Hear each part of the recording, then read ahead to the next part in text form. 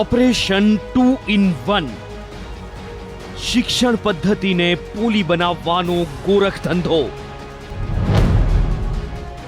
શાળાઓ અને coaching class વચ્ચે છે ખતરનાક MOU.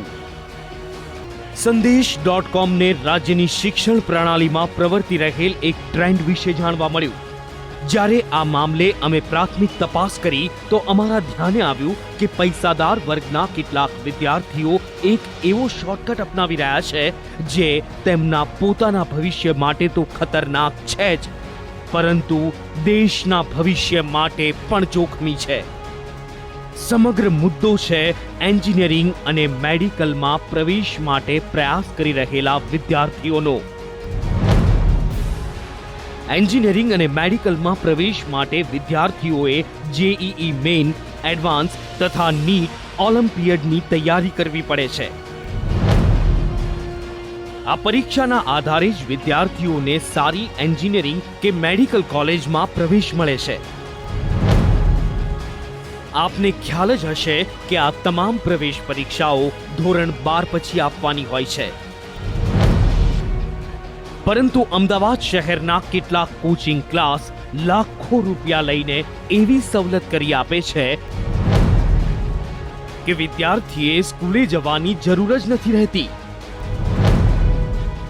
એટલે કે તેઓ સ્કૂલે ગયા વિના જ ધોરણ 11 અને ધોરણ 12ની પરીક્ષા આપી શકે છે. 2 વર્ષ દરમિયાન વિદ્યાર્થીઓ ક્લાસીસમાં હાજર રહે છે, સ્કૂલે જતા નથી અને હાજરી પુરાતી રહે છે.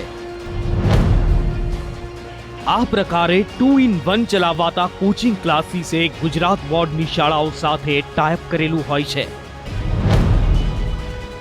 અલબત્ત કોચિંગ ક્લાસની સાથે શાળામાં પણ ફી ભરવાની રહે છે. અમદાવાદ શહેરમાં આવી કેટલીય શાળાઓ અને કોચિંગ ક્લાસ છે તેનો આગળ ભાંડાફોડ કરીશું. પણ સૌથી પહેલા આ નેટવર્કને સમજવાનો પ્રયાસ કરીએ.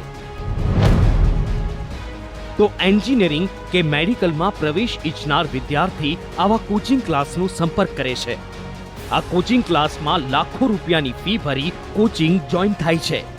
સાથે જ કોચિંગ ક્લાસના સંચાલક પોતાની નેટવર્કની કોઈ એક શાળામાં ધોરણ 11માં વિદ્યાર્થીનું એડમિશન પણ કરાવી આપે છે, જેની ફી અલગથી ભરવાની રહે છે.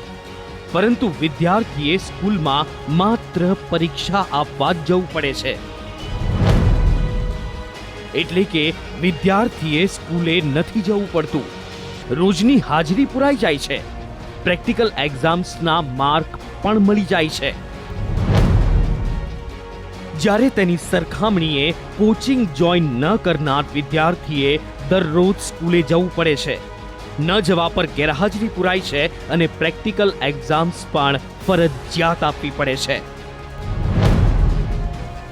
કોચિંગ ક્લાસ અને શાળાના સંચાલકો વચ્ચેની આ સાંઠગાંઠ પૈસાદાર વર્ગના વિદ્યાર્થીઓ માટે તો આંશિક રીતે લાભદાયક છે, પરંતુ જે વિદ્યાર્થીઓ નિયમ પ્રમાણે સ્કૂલે જઈને ભણે છે તેમની સાથે અન્યાય છે. કારણ કે કોચિંગમાં જનાર વિદ્યાર્થી પ્રવેશ પરીક્ષાની સંપૂર્ણ તૈયારી કરી લે છે, જ્યારે સ્કૂલે જતા વિદ્યાર્થીઓને મુશ્કેલીઓનો સામનો કરવો પડે છે. કોચિંગમાં સેટિંગ કરી ભણનાર વિદ્યાર્થી પ્રવેશ પરીક્ષામાં ટોપ કરે છે, જેના પરિણામે અન્ય વિદ્યાર્થીઓએ ભોગવવું પડે છે. એટલું જ નહીં, માત્ર પરીક્ષાલક્ષી તૈયારીઓ કરનાર વિદ્યાર્થીઓનું જ્ઞાન પોલું હોય છે. એક રીતે જોવા જઈએ તો તેઓ ભણતરના 2 વર્ષ બાયપાસ કરીને એન્જિનિયર કે ડોક્ટર બને છે, પરંતુ વાસ્તવિક રીતે તેઓ વૈચારિક અને જ્ઞાનની રીતે પાંગળા પુરવાર થાય છે. બ્યુરો રિપોર્ટ, સંદેશ ન્યૂઝ.